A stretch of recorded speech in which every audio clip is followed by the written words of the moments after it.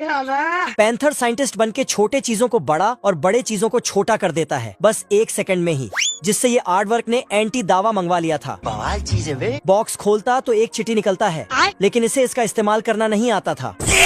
तभी पैंथर दरवाजे का घंटी बजाता है, क्योंकि इसने ठान लिया था कि इसको छोटा बना के ही रहेंगे। पैंथर बोलता है कि ये है असली एंटी दावा, लेकिन आर्टवर्क सब समझ जाता है। तो साला पैंथर खिड़की से अंदर जाने लगता है, लेकिन खिड़की अंदर से लॉक था। साले को छोड़ूंगा नहीं। फिर पैंथर जाके बुलडोजर ले आता है और एक बड़े से लोहा लटका के उसके घर पे मारता है, लेकिन लोहा चूर चूर हो जाता है और बुलडोजर भी।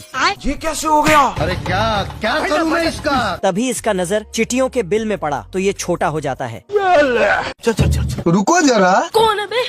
पैंथर देखता है कि रानी चींटी आ रही है, तो इसने बताया कि हम नीले चूहे को सबक सिखाने जा रहे हैं। फिर रानी चींटी ने बताया कि हमको भी सबक सिखाना है उसको, तो पैंथर भी उसके सेना में शामिल हो जाता है। चलो सीधे चलो उधर। नीले चूहे ने देखा बाप रे। तो दरवाजा बंद कर दिया, लेकिन मम्मी रे। पैंथर उनका सेनापति था। पैंथर जो बोलता सारे चींटियां वही करता है। रोम रोम भाइयों। फिर चींटी और नीले चूहे के बीच फाइट होता है, सिस्टम फाड़ देंगे। लेकिन चूहा अपने सूंड से चींटी को खींचने लगा, तो पैंथर इसके सूंड में। नीले चूहे ने पैंथर को देख लिया, तो चूहा बोलता है अब तू गया बेटा। लेकिन चींटियों के सेना ने घर के सारे सामान को उठा के चूहे पे दे मारा। अरे नहीं भाई। तभी साइंटिस्ट पैंथर ने एक चींटी को बड़ा कर दिया, जिसके बाद अब देख तू। फिर पैंथर इसको छोटा कर दिया।